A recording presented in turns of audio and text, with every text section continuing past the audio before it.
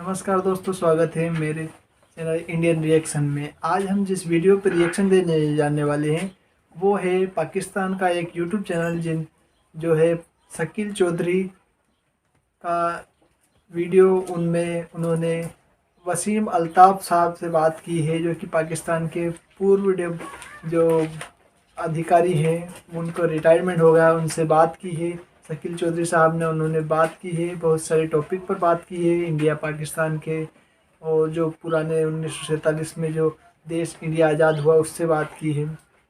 उसमें सबसे ज़्यादा जो बात की गई है वो जो हमारे यहाँ पाकिस्तान के एम्बेसडर रहे हैं अब्दुल वासिद साहब, उन्होंने 8 महीने पहले उनका इंटरव्यू लिया था। उनसे बहुत सारे तीखे सवाल पूछे थे, तो उन्होंने कुछ सवालों के जवाब दिए, कुछ के आएँ बाएँ साएँ दाएँ कर दिए।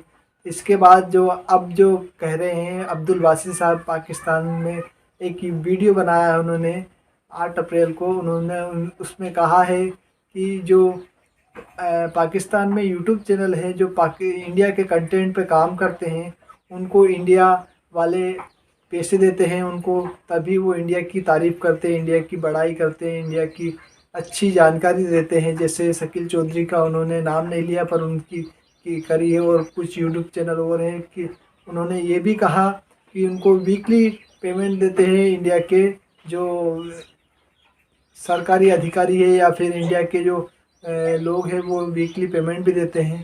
तो उन पर इन्होंने बात की है शकील चौधरी साहब ने कि हमें कुछ भी नहीं मिलता है। आप देखते हैं कि आप अगर ऐसा चाहते हो, शकील चौधरी साहब ने कहा अब्दुल वासिद साहब से कि आप अगर ऐसा लगता है कि हमको इंडिया से पेमेंट आती है, तो आप आपके जो रिटायरमेंट पे जो पैसे मिलते हैं वो हमें दे दीजिए, और हमें जो इंडिया से पैसे आते हैं वो आप ले लीजिए। और इसके बाद में ये भी कहा कि आप कुछ प्रूफ दीजिए, कुछ साक्षात्कार दीजिए, जिससे हमें पता चले कि हम गलत कर रहे हैं। तो देखते हैं आगे वीडियो में क्या होता है। वसीम साहब, आपने पिछले दिनों रिटायर्ड एम्बेसडर अब्दुल बासत साहब का वीलॉग देखा होगा, जिसमें उन्होंने इंडिपेंडेंट माइंडेड वीलॉगर्स के खिलाफ एक लेक्चर दिया, जिसमें उन्होंने मेरा तस्करा भी किया, अगरचे नाम नहीं लिया, क्योंकि मैंने उनका इंटरव्यू किया था कोई 8 महीने पहले, और वो कह रहे थे जी तकरीबन 5-6 महीने पहले की बात है। और इल्ज़ाम क्या लगा रहे हैं, वो जी इंडिया वाले इनको लाइन देते हैं, इंडिया वाले पैसे देते हैं। मेरे बारे में कहा कि जी मुझसे हाई कमीशन के और कॉन्सुलेट के इंडियन डिप्लोमेट्स मिल चुके हैं। बासत साहब, उनके नाम बताइए। और मेरे अलावा जो लोग कहते हैं वीकली पेमेंट होती है, उस वीकली पेमेंट का सबूत भी मुझे दीजिए, अपनी पेंशन मुझे दे दीजिए, और वो जो वीकली पेमेंट मुझे आती है वो आप ले लीजिए। बासत साहब, मुझे इतना तवक्को नहीं थी कि आप इस हद तक गिरेंगे। हमने तो बड़े अच्छे माहौल में इंटरव्यू किया था, और आप मेरे सीनियर थे कायदे आजम यूनिवर्सिटी में। तो आप इस तरह के इल्जाम लगाने पे आ गए आप, और आप कहते हैं कि आप बहुत मजहबी आदमी हैं। आप जावेद गांधी साहब को बहुत सुनते हैं, गांधी साहब से पूछ लीजिए वो क्या कहते हैं इस तरह की इल्जामबाजी के बारे में। जी वसीम साहब, आप क्या कहेंगे? शकील साहब, इनको कहें ये मेरी पेंशन भी ले लें, और और जो पैसे मुझे मिलते हैं वो ये ले लें। ठीक है यार, ये देखें ना, ये बहुत ही एक निचला लेवल होता है, बहुत ही छोटा लेवल होता है ये इस किस्म की बातें करना कि जी फलां पैसे लेता है। यार कौन पैसे लेता है, किससे पैसे लेता है? यार कुछ सबूत है आपके पास? जाएं यार, जाके वो, आप इस्लामाबाद में रहते हैं, ये जाएं आप, पारा में एक दफ्तर है, वहां जाके उनको दें, सबूत दें, उन्हें कहें जी जाएं, ये पैसे ले रहे हैं, पकड़ें इनको, मुल्क के खिलाफ के लोग हैं और गद्दार हैं, उनको कहें यार, जाएं एविडेंस दें उनको जाके। एविडेंस इनके पास होती नहीं है। और ये फिर क्या करते हैं कि जब ये लोग एक्सपोज होते हैं, यानी आपने एक्सपोज किया उस बंदे को, जब आपने उसको एक्सपोज कर दिया तो उसके पास फिर और कोई रास्ता था नहीं सवाए इसके कि वो आपको टारगेट करे, आपके ख्यालात को नहीं, आपको। तो वो उसने आपको टारगेट किया, उसने कहा जी ये बंदा पैसे लेता है। ठीक है, अच्छा कहाँ कहाँ से पैसे लेता है, किससे पैसे लेता है, कितने पैसे लेते हैं? जी मुझे वो 3-4 फोन आए थे। यार कौन से फोन आए थे आपको, जरा वो उनके नाम बता दें आप, किन्होंने फोन किए थे आपको? जी उनका हमें भी पता चल जाए कि भाई ये कौन लोग हैं। वो नहीं बताएंगे, वो नहीं बताएंगे, पैसे की अमाउंट नहीं बताएंगे। अच्छा, ये सिर्फ इल्ज़ाम लगाएंगे आप पे, और इल्ज़ाम लगाना मकसद है। ये देखिए बड़ा आसान सा तरीका होता है ना ये, कि जब आपके पास आर्गुमेंट ना हो तो आप बजाय इसके कि आप उस आर्गुमेंट का जवाब दें, चूंकि वो जवाब नहीं है तो फिर बंदे को टारगेट करो कि बंदा ठीक नहीं है, बंदा गलत है, बंदा पैसे ले रहा है, बंदा ये कर रहा है, वो कर रहा है। तो मायूस कुन है ये इन लोगों को देख के। और ये बंदा मेरा ख्याल है ये वो फॉरेन सेक्रेटरी बनना भी चाह रहा था, तो फिर ये जी नहीं जी। बन सका, फॉरेन सेक्रेटरी नहीं बन सका। अब आप खुद सोचें कि यार इस लेवल के बंदे, यानी इस लेवल के बंदे अगर फॉरेन सेक्रेटरी बन जाएं तो वो क्या हाल करेंगे इस मुल्क का यार। यानी वो तो बर्बाद कर देंगे। और इन्होंने किया होगा अपने टेनियर में जो कुछ ये साहब हैं, ये इन्होंने कोई कसर नहीं छोड़ी होगी इस मुल्क को बर्बाद करने में, अपने उस एक एक फॉसिलाइज्ड नैरेटिव के साथ। ये अच्छा साहब वसीम जो साहब, इन्होंने ये कहा, जो मेरे बारे में बात शुरू की, कि 5 या 6 माह पहले एक साहब ने मुझे अप्रोच किया, मैं उन्हें एक रीजनेबल आदमी समझता था। और भाई मेरी कौन सी अनरीजनेबल चीज आपके सामने आ गई है? आपको अगर कोई क्वेश्चन करे और कहते हैं जी तहजीब के दायरे में रह के करें, मैंने तो कोई बदतमीजी नहीं की, बहुत तहजीब के दायरे में रह के, और वो इंटरव्यू बड़े अच्छे तरीके से खत्म हुआ। लेकिन बाद में इनको ख्याल आया होगा कि ये तो वही मेरे साथ हाथ हो गया, मेरे पास तो आर्ग्यूमेंट्स ही कोई नहीं थे। इसी तरह का आपको याद है, मैंने एक इंटरव्यू किया था रिटायर्ड एम्बेसडर नजमुल साकिब के साथ। शुरू शुरू में वो इंटरव्यू अपने दोस्तों को भेज रहे थे बड़े खुशी खुशी। बाद में उनके दोस्तों ने कहा कि भाई वो कमेंट्स पढ़ लो, नीचे कमेंट्स क्या आ रहे हैं। फिर मुझे फोन किया कि नहीं नहीं मेरा ये इंटरव्यू हटा दो, हम नया इंटरव्यू करेंगे। मैंने कहा सर ये तो कोई बात ना हुई, या तो आप मुझे ये कहें कि मैंने आपको अनफेयरली एडिट आउट किया है, आपकी बात पूरी नहीं होने दी और मैंने अपनी बात उसके ऊपर चढ़ा दी। जब आपकी बात पूरी मैंने सुनवा दी तो अब क्यों आप कह रहे हैं, और इतने सीनियर आदमी हैं आप, और आप ये भी कहते हैं कि टनों के हिसाब से मैंने मुख्तलिफ जबानों में किताबें पढ़ी हैं, और अब आप कह रहे हो कि नहीं इस इंटरव्यू को हटाओ, हम नया इंटरव्यू करेंगे। और सर ये जो है ये साहब, इन्होंने एक लॉजिकल फैलेसी होती है स्ट्रॉ मैन, उसका भी इर्तकाब किया। मेरी बात को डिस्क्रेडिट करने के लिए लॉजिकल फैलेसी है जो स्ट्रॉ मैन, उसमें ये होता है कि आप अपने मुखालिफ की पोजीशन को डिस्टॉर्ट करके पेश करते हैं, उसको अनरीजनेबल बना के पेश करते हैं, और उसमें कहते हैं कि मैंने इनको कहा कि 2 कौमी नजरिया फ्रॉड था। और भाई मैंने तो ये लफ्ज इस्तेमाल नहीं किए। प्लीज बी फेयर बासित साहब, don't resort to these fallacies. मैंने 2 कौमी नजरिए की बात की थी, इस कॉन्टेक्स्ट में की थी कि हमारे रिटायर्ड एम्बेसडर जो पहले प्रेसिडेंट भी रहे एजेके के, आजकल फिर वो एम्बेसडर हैं यूएस में, मसूद साहब, सरदार मसूद ने ये कहा था कि हम 2 कौमी नजरिए की बुनियाद पर कश्मीर का रेजोल्यूशन चाहते हैं, और टू नेशन थ्योरी की बुनियाद इस्लाम है। तो भाई मैंने क्या जुर्म किया अगर 2 नेशन थ्योरी की डिबेट कर ली या अकलियतों के हकूक की बात कर ली? आप दिन रात करते हो कि इंडिया में अकलियतों को हकूक नहीं मिल रहे, उनके साथ डिस्क्रिमिनेशन हो रही है। और आप तो बड़े अच्छे दोस्त हैं जैद हामिद साहब के, बहुत मीठे मीठे इंटरव्यू उनके साथ करते हैं, और वो क्या कहते हैं कि अहमदी जो हैं वो पाकिस्तान के लॉयल नहीं हैं, और वो इनकी मौजूदगी में उन्होंने कहा, और उनकी लॉयल्टी इंडिया के साथ है, इसराइल के साथ है, और बरतानिया के साथ है। इन्होंने भी इसी तरह की बात ज्यादा ढुके छुपे लफ्जों में कही कि जी उनकी तो वफादारियां जर्मनी के साथ हैं, इसराइल के साथ हैं, फलां हैं, और उसको नाम दिया कि लोगों की परसेप्शन ये है। तो मैंने इनको काफी अकलियतों के हिसाब से भी क्वेश्चन आंसर किया, और मैंने ये कहा था कि आप समझते हैं कि हिंदुओं और अहमदियों को फेयरली ट्रीट किया जाता है पाकिस्तान में? हिंदुओं का नाम नहीं लिया जब अपना वीलॉग बनाया, सिर्फ कादियानियों की बात की, लोगों के मजहबी जज्बात से खेलने की एक कोशिश की। तो हमारे जब सीनियर लोग जिनको हमें हमें गाइड करना चाहिए वो इस तरह की करेंगे चीजें, तो हम क्या करें फिर? नहीं शकील साहब, देखें ये लोग जो वहाँ पे मुख्तलिफ हमारे मिशंस में एम्बेसडर बन के बैठे हुए होते हैं और पर्क्स एंजॉय करते हैं वहाँ पे, तो ये लोग, इनको पता है बड़ी अच्छी तरह कि हमने ये पर्क्स जो है इनको एंजॉय करना है तो फिर किन गाइडलाइंस को फॉलो करना होगा, और वो गाइडलाइंस कहाँ से आती हैं। तो उसी फ्रेमवर्क के अंदर रह के फिर ये काम करते हैं, इनको पता है हर चीज का, और ये फिर एक खास वो नैरेटिव इस्तेमाल करते हैं हर जगह पे। तो असल में ये लोग ये कोई इंटेलेक्चुअल नहीं है ये लोग एज सच। इनको पता है कि भाई हमें अच्छी पोस्टिंग्स कैसे मिल सकती हैं, हमें प्राइज्ड पोस्टिंग्स कैसे मिल सकती हैं, फ़ायदे कैसे उठाने हैं, अच्छी अच्छी जगहों पे कैसे जाना है।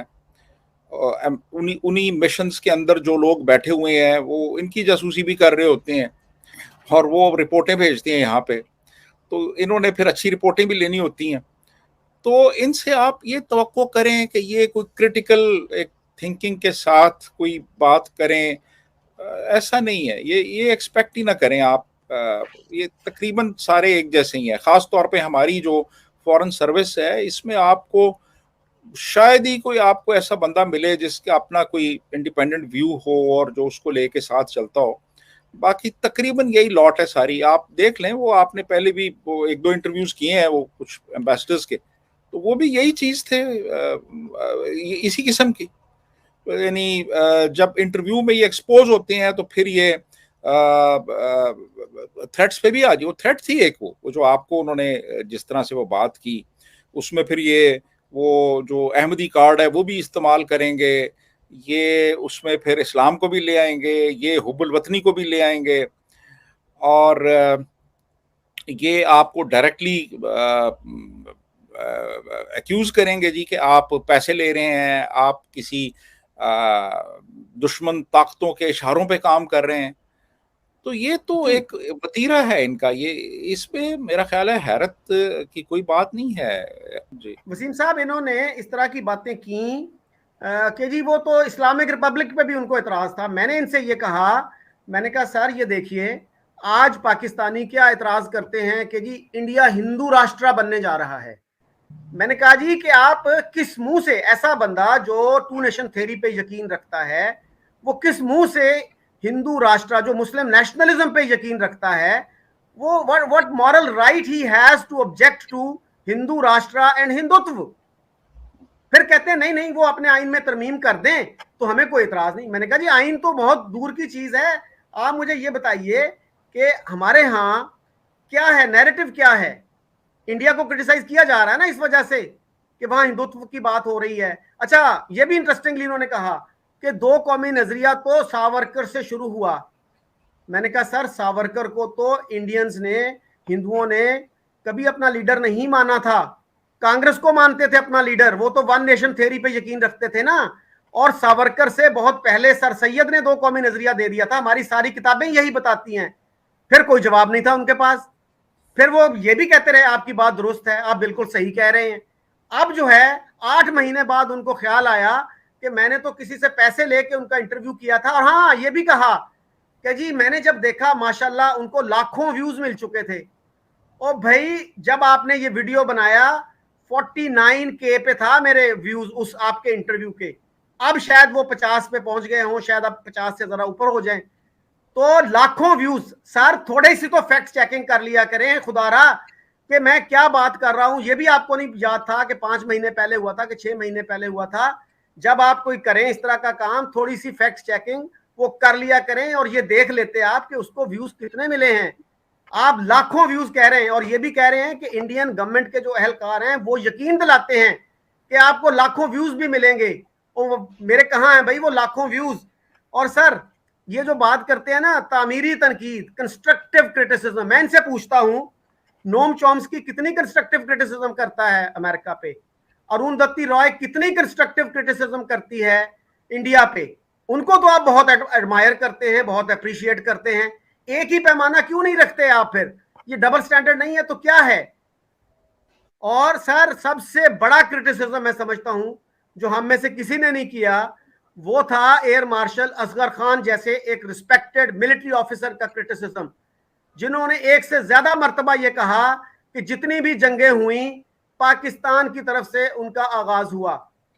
सर उनके नाम पे तो आपने अपनी एयरफोर्स एकेडमी का नाम रख दिया, हमें आप मतून कर रहे हैं। तो क्यों नहीं कहते कि एयर मार्शल असगर खान का कोर्ट मार्शल होना चाहिए था, उनके नाम पे ये जो एकेडमी का नाम रखा गया ये नहीं होना चाहिए था। तो डबल स्टैंडर्ड्स क्यों रखते हैं, एक पैमाना क्यों नहीं रखते? मैंने उनको एक कोट किया लेफ्टिनेंट कर्नल सिकंदर खान बलोच का आर्टिकल 2013 का कश्मीर के ऊपर, उनको भी कहें कि उनको भी पैसे मिलते हैं। उन्होंने कहा था कि tribal invasion was the biggest reason for Kashmir accession to India. हमने हर स्टेप पे मिस गलती की। मैंने उनको यह भी कोट किया, उन्हीं के एक पेटी भाई हैं शाहिद अमीन, उन्होंने कहा कि हमने जूनागढ़ की एक्सेशन कबूल करके कश्मीर पे अपना केस इरोड कर लिया, और बासित साहब ने मुझसे एग्री किया कि अब भी यही गलतियां हम कर रहे हैं। 2020 में इमरान खान की गवर्नमेंट ने जूनागढ़ को पाकिस्तान के नक्शे का हिस्सा बनाया, इससे कश्मीर पर हमारा कॉज कमजोर होता है। तो सर सितंबर 47 में किसने एक्सेप्ट की थी जूनागढ़ की एक्सेशन? यही क्वेश्चन मैंने नजमुल साकिब से भी किया था, उनके पास भी कोई जवाब नहीं था इसका। तो भाई मैंने कहा आवाम को एजुकेट करें।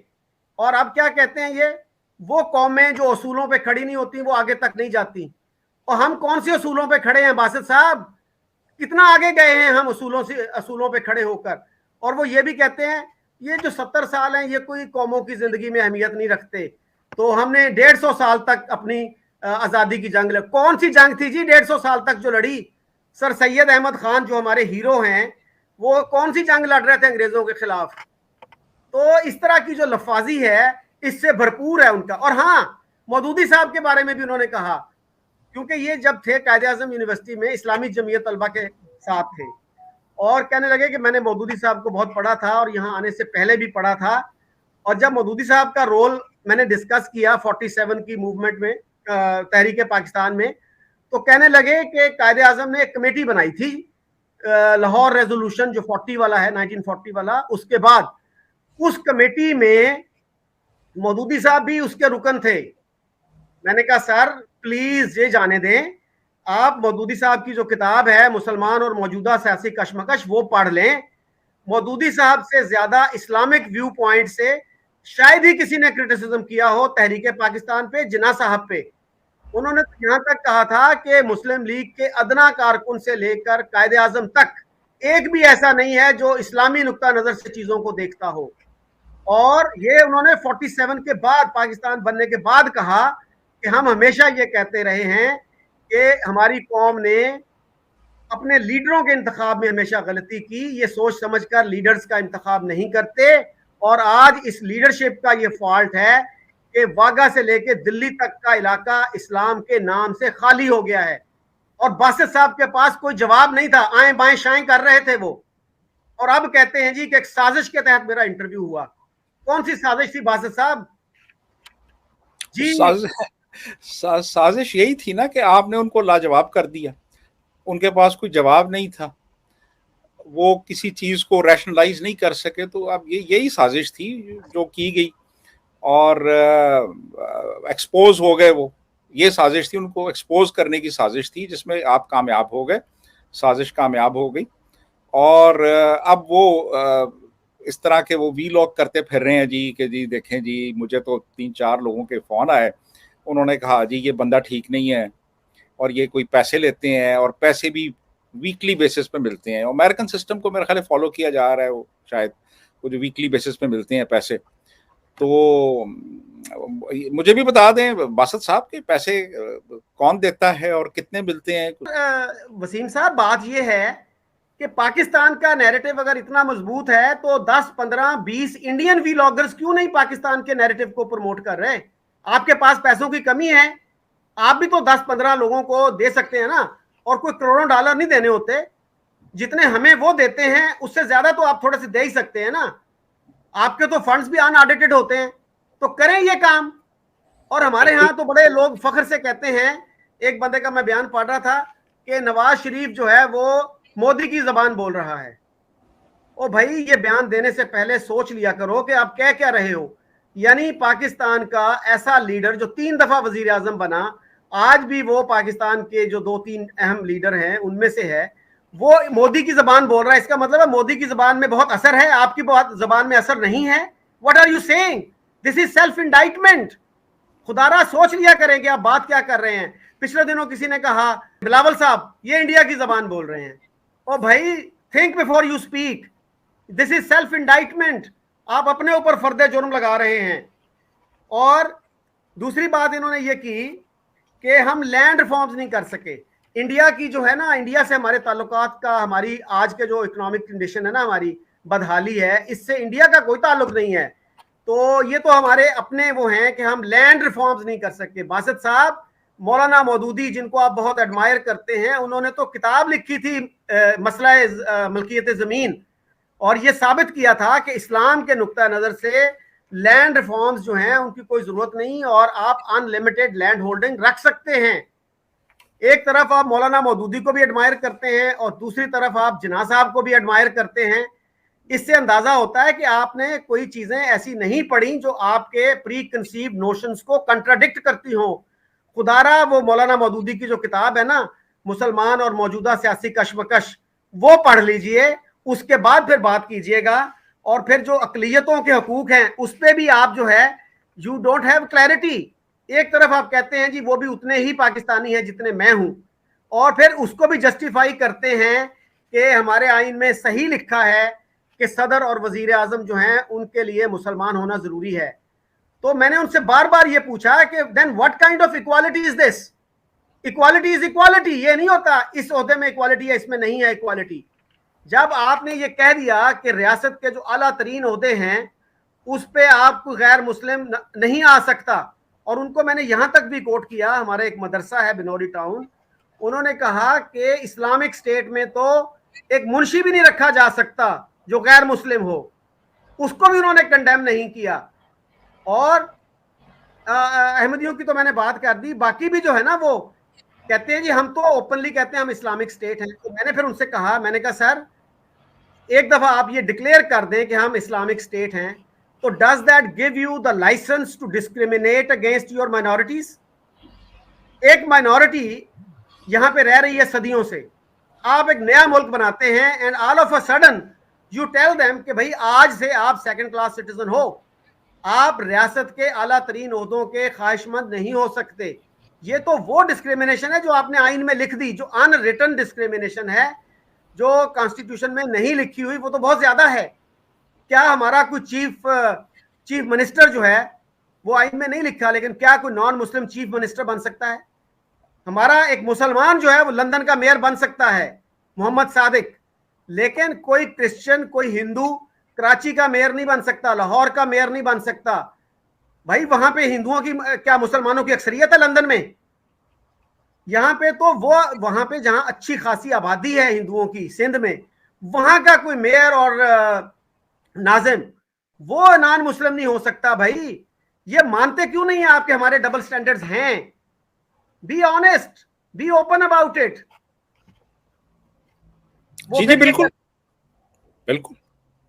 अच्छा, मैंने उनसे एक और भी कहा, मैंने कहा सर एजी नूरानी साहब हैं, he is one of the best experts on Kashmir issue, arguably the best. उन्होंने 1964 में पहली किताब लिखी थी कश्मीर पे, उनका मैंने कोट किया। मैंने कहा सर उन्होंने कश्मीर पे सबसे डिटेल्ड किताब लिखी है जो ऑक्सफोर्ड यूनिवर्सिटी प्रेस कराची ने पब्लिश की है।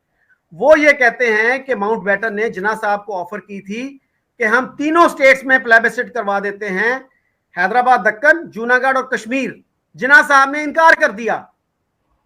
इसका डायरेक्ट जवाब देने के बजाय बासित साहब क्या कहते हैं, वो जी मैं जी मिला हूं, बड़े इंटरेस्टिंग आदमी हैं जी नूरानी, बड़ी मेरी लंबी नशिस्तें हुई, मैंने बहुत कुछ सीखा उनसे, तो लेकिन वो जो है ना जिन्ना साहब के बड़े क्रिटिक हैं और वो पाकिस्तान के कॉन्सेप्ट से एग्री नहीं करते। ओ भाई, सवाल तो मेरा ये था कि उन्होंने जो कश्मीर पे बात की, उन्होंने ये जो बात की कि जिन्ना साहब को प्लेबिसिट ऑफर किया गया और उन्होंने इनकार कर दिया, इस पे बात करें ना। ये बात गलत है, ये दुरुस्त है। जी नूरानी कैसे आदमी है, बाकी इश्यूज पे उनके क्या व्यूज हैं, उसको छोड़ दें एक तरफ। और मैंने उनसे ये भी पूछा कि जैद हामिद साहब के बारे में आपका क्या ख्याल है, how credible is he as a commentator. तो उस पे भी जो है ना उन्होंने वो आए बाएं शाएं की। कुछ चीजों पे मुझे उनसे इत्तेफाक है, कुछ पे उनसे इख्तलाफ है। भाई उनके मुंह पे तो कभी आपने इख्तलाफ नहीं किया कि जैद साहब आप ये बात गलत करते हैं, ये बात ना किया करें। और जैद हामिद साहब क्या कहते हैं, इंडिया में जेनोसाइड हो रहा है मुसलमानों का। फॉर गॉड सेक, ये बात तो हम पिछले 75 साल से सुनते आ रहे हैं। भुट्टो साहब ने भी कहा था 1968 में कि वहां पे जो है ना एक्सटर्मिनेशन की एक कैंपेन चल रही है मुसलमानों के खिलाफ, मुसलमानों को खत्म किया जा रहा है। और हकीकत क्या है कि मुसलमान जो 9% या 9.5% थे 47 में इंडिया में, आज वो 14-15% हैं। कैसा जेनोसाइड है ये, कैसी कैंपेन ऑफ एक्सटर्मिनेशन है।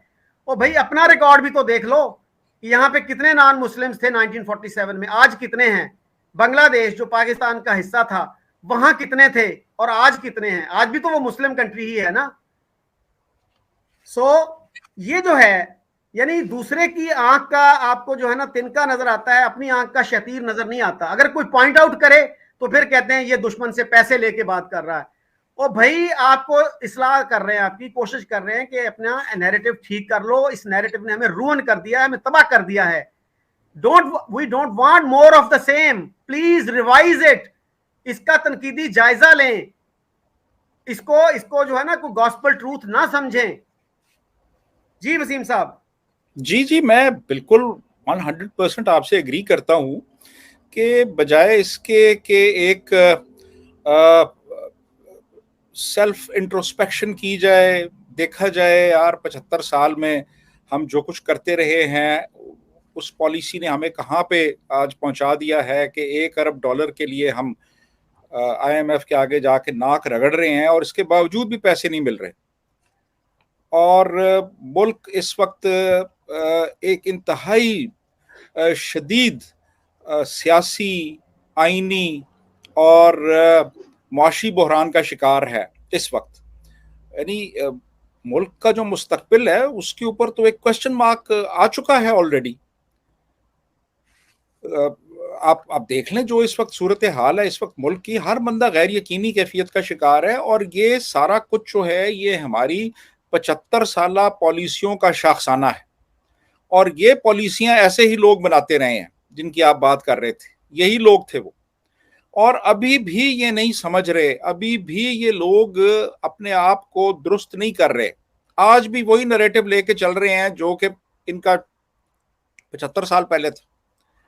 और उसी का नतीजा है कि आज मुल्क तबाही के दहाने पे पहुंचा हुआ है इस वक्त। इसमें बिल्कुल कोई शक नहीं है, इस पे हर बंदा एग्री करता है कि मुल्क की हालात इंतहाई इस वक्त एक मखदूश हो चुके हैं। तो मेरा ख्याल ये है कि अब वक्त आ गया है कि थोड़ा सा हम सोचें, देखें, अपने अंदर झांकें। यार हमारे अंदर क्या गलतियां थी, हमने क्या क्या ब्लंडर्स किए जिसकी वजह से मुल्क इस हाल तक पहुंचा। बजाय इसके कि हर बात को डिफेंड किया जाए और हर बात को एक खास एक रुख दिया जाए। तो मेरा ख्याल है कि अब it's high time that we should retrospect और देखें कि यार क्या मसाइल थे इस मुल्क के और कैसे उनको हल किया जा सकता है। अच्छा जी वसीम साहब, मेरे इंटरव्यू में भी इवन अदरवाइज भी वो दबे लफ्जों में ये मानते हैं कि हमारे यहाँ अब एक राय बन रही है कि कश्मीर को बैक बर्नर पे रखें और आगे बढ़ें। जैसे इवन जनरल बाजवा ने इमरान खान के दौर में एक इंडिया के साथ एक अंडरस्टैंडिंग की थी कि कश्मीर के इशू को 20 साल के लिए फ्रीज कर दिया जाए। हामिद मीर ने लिखा है इसके बारे में। और इंडिया के साथ ट्रेड रिलेशंस, क्रिकेटिंग रिलेशंस बहाल कर दिए जाएं। और उस पर शाह महमूद कुरैशी साहब जो उस वक्त उनके वजीर खारजा थे, वो आड़े आ गए कि इस तरह तो हमारी सियासत खत्म हो जाएगी, लोग हमें गद्दार कहना शुरू कर देंगे। तो उस पर भी बासत साहब भी दबे लफ्जों में ये मानते हैं कि हमारे लोगों में भी एक राय बन रही है कि कश्मीर को फ्रीज कर दो, ये कर दो। इसमें भी कोई मजायका नहीं, ये लफ्ज भी उन्होंने इस्तेमाल किए, इसमें भी कोई मजायका नहीं। अगर आप कलेक्टिवली आपकी पार्लियामेंट ये फैसला कर ले, और फिर वो अपनी जाती ओपिनियन देने से भी डरते हैं कि भाई आपकी जाती ओपिनियन क्या है। और जाती तौर पर तो वो क्या है, मिलिटेंसी को कहते हैं कि वो होनी चाहिए कश्मीर में। फॉर गॉड से मिलिटेंसी ने दिया क्या है बासत साहब? 1989 में शुरू हुई थी, 30-35 साल जी, 35 इयर्स हो गए हैं। हमारे सर एक दोस्त हैं, कश्मीरी हैं वो, Irshad Mahmood, he is also an expert on Kashmir issue. वो वहां पे गए थे सजाद लोन, अब्दुल गनी लोन के जो बेटे हैं, उनकी शादी में। और वो इतना डिसअपॉइंटेड वहां से वापस आए, कहते हैं यार मिलिटेंसी ने कश्मीरी मुआशरे को तबाह कर दिया है। और बासित साहब जो हैं वो चाहते हैं कि कश्मीरी जो है ना वो मिलिटेंसी को जारी रखें। सर कभी तनकीदी जायजा भी ले लिया करें। वो कहते हैं ना कि the first law of the holes is stop digging. आप अभी तक उस होल में हैं और उसी को डिग करना चाहते हैं। और सैयद अली गिलानी साहब जिनके ये बहुत बड़े एडमायरर हैं और पाकिस्तान ने उनको हाईएस्ट अवार्ड भी दिया, he is probably the most popular Kashmiri leader in Pakistan, हाल ही में जिनका इंतकाल हुआ, उनका भी मैंने बयान इनको पढ़ के सुनाया। उन्होंने एक बड़ा मशहूर इंटरव्यू था उनका जिसमें उन्होंने कहा कि कोई मुसलमान गैर मुस्लिम मुआशरे में नहीं रह सकता, ये इसी तरह है जैसे मछली को पानी के बगैर रहना पड़े। उस पर भी उन्होंने कोई कमेंट नहीं किया कि गिलानी साहब ने गलत बात की। वरना इंडिया के जो 20-22 करोड़ मुसलमान हैं उनको भी पाकिस्तान आ जाना चाहिए या किसी और इस्लामिक मुल्क में चले जाएं। और जो पाकिस्तानी बड़े शौक से अमेरिका जा रहे हैं, कनाडा जा रहे हैं या जा चुके हैं, ऑस्ट्रेलिया जा रहे हैं, उनको भी वापस आ जाना चाहिए। You can not have it both ways. एक तरफ आप सैयद अली गिलानी को एडमायर भी करते हैं, दूसरी तरफ आप उनकी बातों को रद्द भी कर रहे हैं। और ये जो साहब थे सरदार मसूद, वो क्या कह रहे हैं कि जी हम तो टू नेशन थ्योरी की बेसिस पे इसका रेजोल्यूशन चाहते हैं। भाई टू नेशन थ्योरी पर इंडियन मुसलमानों पे क्यों नहीं लागू होती? आपने टू नेशन थ्योरी की बुनियाद पे ही तो कहा था ना कि हम इतने डिफरेंट हैं कि हम इकट्ठे नहीं रह सकते। ये भी मैंने पूछा बासित साहब से। मैंने कहा सर जिन्ना साहब ने तो यहां तक भी कह दिया था कि पंजाब पूरा हमें दो, बंगाल पूरा हमें दो, और पंजाबी जो है वो पहले पंजाबी होता है, उसके बाद हिंदू या मुसलमान होता है। इसी तरह एक बंगाली पहले बंगाली होता है, उसके बाद हिंदू या मुसलमान होता है। तो जिन्ना साहब की स्टेटमेंट है। यानी आप एक तरफ ये कह रहे हो, दिन रात ये कह रहे हो कि हम इतने डिफरेंट हैं, हम इकट्ठे नहीं रह सकते, और साथ ही you are contradicting yourself by saying कि हम हिंदुओं के साथ पंजाब में भी इकट्ठे रहना चाहते हैं, बंगाल में भी इकट्ठे रहना चाहते हैं, और इंडिया में जो उस वक्त 3.5 करोड़ मुसलमान थे उनका भी हमने कोई इंतजाम नहीं किया कि वो सारे माइग्रेट करके पाकिस्तान आएंगे। और भाई फिर टू नेशन थ्योरी कहां है? वहां वाले वहीं रहते रहेंगे, यहां वाले जो हैं हिंदू सिख और बाकी जो नॉन मुस्लिम वो भी हमारे साथ रहेंगे। तो फिर where does the two nation theory stand? बिल्कुल देखें, अब इन्होंने क्या उन मुसलमानों के बारे में सोचा जिन्होंने इंडिया ही में रह जाना था पार्टीशन के बाद? उनको तो ये कहते रहे जी कि अब आप अपनी जो लॉयल्टीज हैं वो इंडियन गवर्नमेंट के साथ तय करें, वहाँ पे रहें, और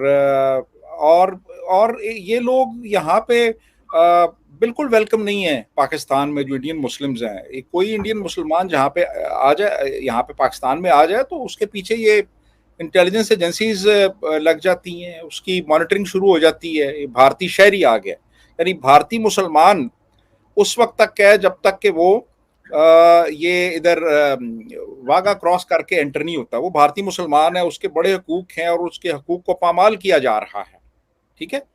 लेकिन जब वो अटारी में आता है तो फिर वो भारतीय मुसलमान नहीं होता, वो भारतीय शहरी हो जाता है। फिर ये ज़रूरी है कि उसकी नकलो हरकत पे नज़र रखी जाए, वो किसी तखरीबी कार्रवाई में तो मुलविस नहीं है, ये भी देखा जाए किससे मिलता है, क्यों मिलता है, कहाँ जा रहा है। फिर वो बिल्कुल वो पर्सपेक्टिव बदल जाता है। तो ये इन्होंने स्टैंडर्ड्स रखे हुए हैं, फ़ायदे उठाते हैं। फिर अगर मुसलमानों के साथ इतनी हमदर्दी है आपको, तो मुसलमानों के साथ तो इंडिया में पता नहीं क्या हो रहा है या नहीं हो रहा, लेकिन चीन में देखें क्या हो रहा है। चीन में तो वो उन पे रोज़ा रखने पे भी पाबंदी उन्होंने लगाई हुई है जी। जो सरकारी मुलाजमीन है सिंकियांग प्रोविंस में, और अजान भी नहीं दे सकते। वसीम साहब, उनके साथ अफगान की एग्जांपल आप देख लीजिए।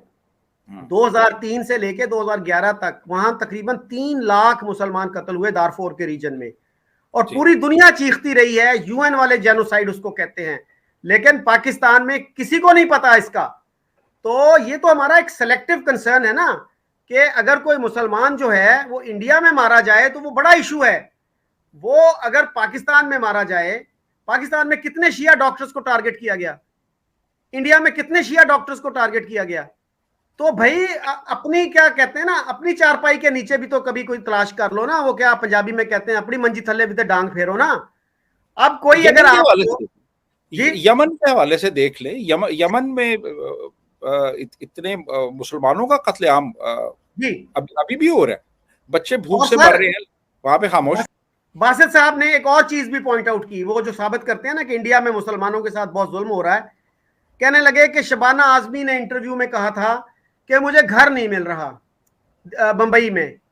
तो एक तो क्वेश्चन ये आता है कि जो मुंबई में जितने भी मुसलमान आर्टिस्ट हैं, फिल्म स्टार हैं, वो सब झोंपड़ियों में रहते हैं, उनको घर नहीं मिलते। शाहरुख जो है वो झोंपड़ी में रहता है, सैफ अली खान वो झोंपड़ी में रहता है, आमिर अली खान भी झोंपड़ी में रहता है। और मैंने कहा सर, शबाना आजमी को एक दफा प्रॉब्लम हुआ, उसने बबांगे दोहल नेशनल टीवी पे ये बात की। पाकिस्तान की माइनॉरिटी को रोज इस मसले का सामना करना पड़ता है और वो बेचारे टीवी पे आके कह भी नहीं सकते, डरते इतना हैं। मुझे सर हारिस खलीक ने, जो ह्यूमन राइट्स कमीशन के सेक्रेटरी जनरल हैं, उन्होंने बताया कि मेरे एक जानने वाले थे, सिंध के हिंदू थे, यहाँ फाइनेंस मिनिस्ट्री में उनका ट्रांसफर हो गया, उनको घर नहीं मिल रहा था क्योंकि वो हिंदू हैं, लेकिन वो मीडिया के सामने आके कहेंगे नहीं, यानी मारे भी और रोने भी ना दें। ये है हमारा हमारा रिकॉर्ड अनफॉर्चुनेटली। मैं आपको बताता हूँ कि मेरे एक दोस्त गवर्नमेंट कॉलेज झंग में पढ़ाया करते थे, तो वहाँ पे एक अहमदी एक लेक्चरर थे, तो उनके साथ कोई बैठ के चाय भी नहीं पीता था। उनके कैंटीन में बर्तन भी अलग रखे हुए थे उन्होंने। ये जो यूसुफ योहन्ना है, इसके साथ कोई बैठ के खाना नहीं खाता था जब तक वो मुसलमान नहीं हुआ था। तो कहने का मतलब ये कि आपका तो ये ट्रीटमेंट है माइनॉरिटीज के साथ, और आप बात करते हैं जी इंडिया में ये हो रहा है माइनॉरिटीज के साथ, और दूसरे मुल्कों में इस तरीके से इनको विक्टिमाइज किया जा रहा है। अपना भी तो थोड़ा सा देख लेना, आप क्या कर रहे हैं इनके साथ। जी शकील भाई। सर मुझे एक जर्नलिस्ट बता रहे थे कि पिछले प्राइम मिनिस्टर जो थे, उनके प्रिंसिपल सेक्रेटरी ने एक क्रिश्चियन फेडरल मिनिस्टर की किस तरह से बेइज्जती की। उनको वेट करवाया, वो प्राइम मिनिस्टर से मिलना चाह रहे थे, तो वो जब ज्यादा इंतजार करना पड़ा तो उसने कहा सर क्या कर रहे हैं आप, मुझे क्यों नहीं मिलवा रहे ना। तो प्रिंसिपल सेक्रेटरी साहब ने उस फेडरल मिनिस्टर की बेइज्जती कर दी because he was a Christian, और ऐसे लफ्ज इस्तेमाल किए जो मैं इस इंटरव्यू में नहीं कर सकता। और सर मैं बासित साहब से ना बड़े अदब से गुजारिश ये करूंगा कि और कुछ नहीं तो, जैसे मैंने पहले भी कहा, मौलाना मौदूदी की जो किताब है ना, मुसलमान और मौजूदा सियासी कशमकश, वो जरूर पढ़ लें। उसके अलावा जोगिंदर नाथ मंडल, जो हमारे पहले लॉ मिनिस्टर थे, उनका जो लेटर ऑफ रेजिग्नेशन है 1950 का, इंटरनेट पे वो मौजूद है, वो चाहें तो मैं उनको भेज दूंगा, वो पढ़ लें। वो ये लिखते हैं कि 10,000 हिंदू मारे गए थे 1950 में। हमारी किसी किताब में ये नहीं है, हमने तो अपनी हिस्ट्री बुक्स को भी क्लेंस कर दिया है, उनको सैनिटाइज कर दिया है, सच नहीं हम बताते। और उसमें उन्होंने ये कहा कि 10,000 हिंदू मारे गए और मैं कुछ नहीं कर सका फेडरल मिनिस्टर होते हुए भी। तो हिंदुओं का पाकिस्तान में कोई फ्यूचर नहीं है, या तो लिक्विडेशन होगी या कन्वर्जन होगी। फॉर गॉड सेक, ये जो सेल्फ राइचियसनेस के आप घोड़े पे सवार है ना, इससे नीचे आ जाइए और बाकी लोगों को भी उतनी ही रिस्पेक्ट दीजिए जितनी आप चाहते हैं कि आपको दी जाए। Let us debate these things in an open manner without making accusations against each other. जी वसीम साहब, any concluding thoughts? जी मैं बिल्कुल आपसे एग्री करता हूँ। बहुत अच्छी बातें आपने की हैं और बहुत सी आप ऐसी चीजें सामने लेके आए हैं जो कि लोगों को पता नहीं है। मेरे इल्म में भी इजाफा हुआ है। तो मेरा ख्याल है कि इन लोगों को, अब ये रिटायर हो चुके हैं, अब कोई इनके इतने ज्यादा स्टेक्स भी नहीं है कि इन्होंने कोई पोस्टिंग्स लेनी है या इन्होंने कोई और कोई इस तरह के पर्क्स एंजॉय करने। अब तो पेंशन ले रहे हैं यार, अब तो कम से कम आप सच बोलना शुरू करें, अब तो कम से कम आप ऑनेस्ट हो जाएं अपने आप से और मुल्क और कौम के साथ। तो बिल्कुल आप ने सही फरमाया। मेरा ख्याल है कि अब वक्त आ गया है कि सेल्फ इंट्रोस्पेक्शन की जाए, देखा जाए कहाँ कहाँ पे गलतियाँ हुई हैं और हमें किस तरीके से अपनी पॉलिसी को और खुसूसन फॉरेन पॉलिसी को तब्दील करना है ताकि हम दुनिया में एक रिस्पेक्टेबल नेशन के तौर पे जाने जाएं। तो बिल्कुल आई फुली एग्री विद। अच्छा वसीम साहब, एक और बात याद आई, उन्होंने ये कहा कि जी पाकिस्तान में कोई डिस्क्रिमिनेशन नहीं है, ये भी कहा उन्होंने नॉन मुस्लिम के खिलाफ। हमारे जी 2 चीफ जस्टिस जो हैं वो वो रहे हैं नॉन मुस्लिम्स, और हमारी मिलिट्री में भी नॉन मुस्लिम्स हैं।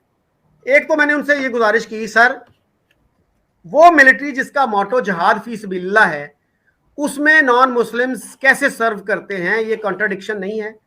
उसका जवाब उन्होंने क्या दिया, कॉन्ट्राडिक्शन तो हर मुआशरे में होती है। ओ भाई, आप अपने मुआशरे की बात करो ना, जब हम दूसरे मुआशरों की बात करेंगे उनकी भी कर लेंगे कि उनकी क्या कॉन्ट्राडिक्शंस हैं। और ये तो डायरेक्ट एक मजहबी किस्म की चीज है, और पाकिस्तान एक इस्लामिक स्टेट है, तो यहाँ पे क्यों नहीं रिजॉल्व किया? हाँ, वक्त के साथ साथ कहते हैं ये हल हो जाते, तो अब तक क्यों नहीं हल हो सका ये मसला? और दूसरा उनसे मैंने ये कहा, मैंने कहा सर इंडिया में किसी से अगर आप बात करें, वो तो आपको ये बताएगा कि हमारे तो सदर भी जो है नॉन हिंदू रहे हैं, एक वजीर आजम भी नॉन हिंदू रहा है, एक मुसलमान आईबी का इंटेलिजेंस ब्यूरो का चीफ भी रहा है, एक मुसलमान जो है वो एयरफोर्स का चीफ भी रहा है, बेशुमार चीफ जस्टिस जो हैं वो मुस्लिम और सिख रहे हैं। तो आपकी जो लिस्ट है वो दो लोगों पे जाके रुक जाती है, जस्टिस कार्नेलियस और जस्टिस भगवान दास। और भगवान दास का भी सर आपको पता है कि जब उनकी बारी आई थी सिंध का चीफ जस्टिस बनने की, तो he was pushed upstairs, chief justice नहीं बनाया था उनको, सुप्रीम कोर्ट भेज दिया। और यहां पे भी जब वो एक्टिंग चीफ जस्टिस बने थे, फुल चीफ जस्टिस नहीं बने थे, तो हमारे एक दोस्त हैं शाहिद औरकजई साहब, वो सुप्रीम कोर्ट पहुंच गए थे कि जनाब पाकिस्तान के आइन के तहत कोई नॉन मुस्लिम चीफ जस्टिस नहीं बन सकता। और मैंने जैसे पहले भी कहा कि यहाँ पे तो हमारे उलमा ये कहते हैं कि आप किसी को मुंशी की नौकरी नहीं दे सकते नॉन मुस्लिम को। इसको भी कंडेम नहीं करते बासित साहब कि मैं इन उलमा से एग्री नहीं करता, मैं कंडेम करता हूं इस इंटरप्रिटेशन को, ये भी नहीं कहने के लिए तैयार। तो भाई फिर आप क्या है, किस तरह का मुआशरा आप चाहते हैं? और मैंने उनसे ये भी कहा कि एक तरफ हम कहते हैं हम सब इक्वल हैं, और आतिफ मियां जैसे बंदे को जो एक वर्ल्ड रिनाउंड इकोनॉमिस्ट है, इमरान खान उसके बड़े फैन थे, बड़े एडमायरर थे, उनको अपनी इकोनॉमिक एडवाइजरी कमेटी में नहीं वो रख सके, और उस वक्त तो एस्टैब्लिशमेंट भी उनके साथ थी, वो क्यों बेबस हो गए थे? इससे क्या पता चलता है what kind of society are we living in? Shakeel साहब एक मिनिस्टर थे नारकोटिक्स के, राणा चंद्र सिंह, सिंध से थे वो जी, मैं मिला भी हूं उनसे। आप मिले उनसे? तो मुझे उनके एक करीबी दोस्त ने बताया कि जब कैबिनेट को डिफेंस पे ब्रीफिंग दी जाती थी तो उनको कहा जाता था कि वो कैबिनेट रूम से बाहर चले जाएं। अच्छा जी, यानी आप इससे अंदाजा लगाएं कि किस हद तक यहाँ पे डिस्क्रिमिनेशन रही है। तो ये तो हमारे हालात हैं, और ये कुछ होता रहा है इस मुल्क के अंदर। एक कैबिनेट मिनिस्टर को बाहर भेज दिया जाता था कि जी डिफेंस के ऊपर ब्रीफिंग है तो आप बाहर चले जाएं। जी दोस्तों, तो ये था वीडियो। इसमें शकील चौधरी साहब जो पाकिस्तान के एक हैं न्यूज़ एंकर, वो ये अपना यूट्यूब चैनल चलाते हैं, उन्होंने वसीम अल्ताफ़ साहब से बहुत सारी बातें की हैं। उनमें से कुछ बातें आपको बताता हूँ। उन्होंने कहा कि रावलपिंडी से ही सब जो काम होता है वो रावलपिंडी से ही होता है।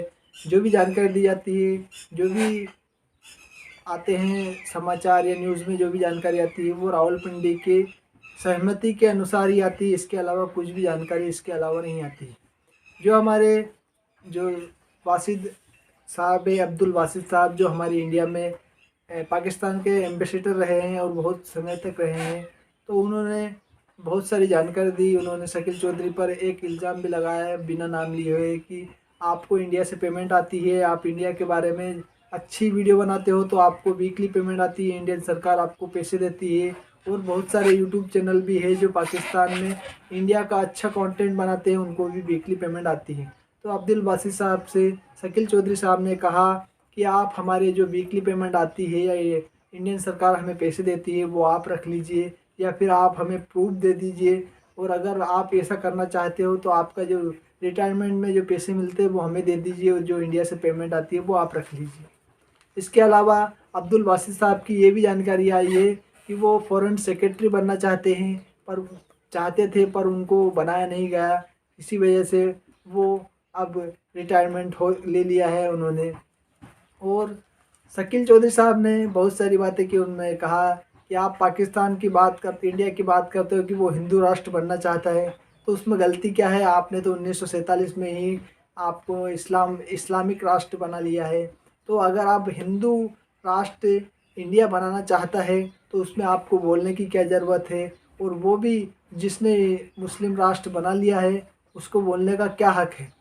इसके अलावा बहुत सारी टॉपिक पे बात की गई है कि माइनॉरिटी पाकिस्तान में किस प्रकार रहती है और इंडिया में किस प्रकार रहती है। अब्दुल बासित साहब ने ये कहा, और अब्दुल बासित साहब से शकील चौधरी ने कहा कि ये बात मत बताइए, क्योंकि जब 1947 में इंडिया में 9% मुसलमान थे, आज माइनॉरिटी मुसलमानों की है 14 से 15% वहाँ पर रहते हैं।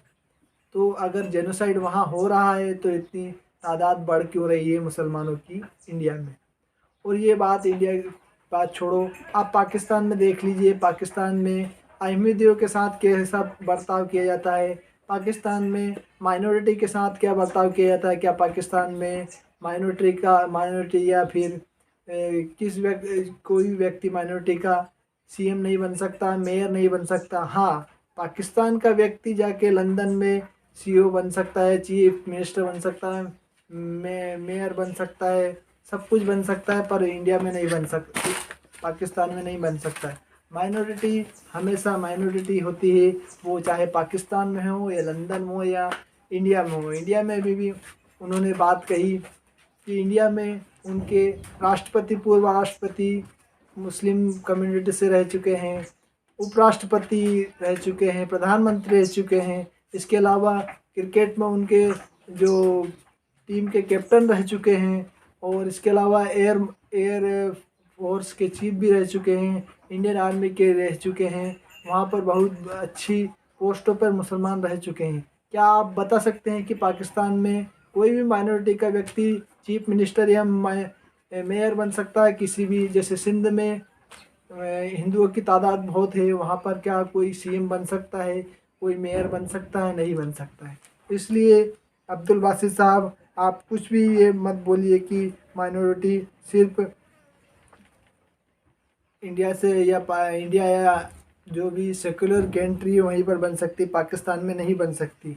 इसके अलावा उन्होंने अजगर खान साहब की एक बातें कही है कि उन्होंने अपनी पुस्तक में लिखा है, अजगर साहब ने, कि जो भी जंगें हुई है इंडिया और पाकिस्तान के बीच, वो सिर्फ पाकिस्तान ने ही शुरू की है। इसके अलावा इंडिया ने कोई शुरू नहीं की है जंग, पाकिस्तान ने ही शुरू की, और हमेशा पाकिस्तान जंग शुरू करने के बाद भी हारा है, खुद इसके बाद हारा है। और अब्दुल बासित साहब ने कहा है कि हम कश्मीर का मुद्दा 150 सालों तक लड़ते रहेंगे। तो लड़ते रहो, आप 75 साल तो हो ही गए हैं आपको लड़ते हुए। इसके अलावा अगर 150 साल तक भी लड़ते रहें तो आप लड़ सकते हो। इसके अलावा यहाँ पर बहुत सारे पाकिस्तानी में ये बोला जाता है कि नवाज़ शरीफ मोदी की भाषा बोल रहा है। तो अगर आप मोदी की भाषा बोल रहा है, बिलावल भुट्टो को गद्दार कहते हो, नवाज़ शरीफ को गद्दार कहते हो, जो कि 3 बार प्राइम मिनिस्टर रह चुका है पाकिस्तान का, अगर आप उनको गद्दार बोल रहे हो तो मतलब आपने 3 बार गलत वोट दिए हैं। एक और बात उन्होंने कही है कि जो अब 75 साल में जो पाकिस्तान की हालत हो चुकी है कि अब आईएमएफ के सामने हम नाक रगड़ रहे हैं, तब भी हमें आईएमएफ के पैसे नहीं दे रहा है। तो ये आपने 75 साल में पाकिस्तान के लिए क्या किया और क्या कहा है आपने? और कश्मीर की बात करते हो आप, कश्मीर में जो साजिद लोन साहब की शादी में एक पाकिस्तानी आया था, उन्होंने कहा कि कश्मीर में जो मिलिटेंसी हुई थी 1947 में, उसके बाद से जो वहाँ की बहुत हालात बहुत ख़राब कर दिए थे उन्होंने। पाकिस्तान ने जो 1947 में कबायलियों को भेजा था कश्मीर पे कब्जा करने के लिए, तो उन्होंने हिंदुओं को ही नहीं, वहाँ के मुसलमानों, औरतों को, मुसलमानों को, बच्चों को, बहुत सारे व्यक्तियों को वहाँ मारा था। तो वो आपने मिलिटेंसी में भी बहुत गलत काम किया है। वो मिलिटेंसी की बात करते हैं अब्दुल बासित साहब की, मिलिटेंसी चलती रहना चाहिए। तो ये मिलिटेंसी नहीं चलेगी अब, क्योंकि अब आप अपने बच्चों को तो बाहर पढ़ाते हो, पर आप दूसरे के बच्चों को मिलिटेंट बनाकर इंडिया में भेजते हो, तो ये कभी भी नहीं चलेगा। अब आप कहते हो कि देश मुसलमानों की बात करते हो, मुसलमान सिर्फ इंडिया के मुसलमान दिखते हैं आपको, कहीं के और यमन के मुसलमान नहीं दिखते, चाइना के मुसलमान नहीं दिखते, जहाँ पर उइगर मुसलमान हैं जो कि वहाँ को दाढ़ी रखने की इजाज़त नहीं है, वहाँ नमाज पढ़ने की इजाज़त नहीं है, आपके जो रहती है मस्जिदें उनको टॉयलेट में परिवर्तित कर दिया गया है, पर वहाँ की बात आप नहीं करते हो। तो दोस्तों, ये बहुत सारी बातें की हैं अब्दुल बासित साहब के बारे में, जो कि हमारे इंडिया में पाकिस्तान के एम्बेसडर रह चुके हैं। उन्होंने बहुत सारे लॉजिक भी दिए हैं कि इस बात पर आप क्या कहना चाहते हो, इस बात पर आप क्या ना कहना चाहते हो, पर उन्होंने किसी बात का उन्होंने जवाब नहीं दिया अभी तक। तो देखते हैं आगे और क्या होता है। धन्यवाद।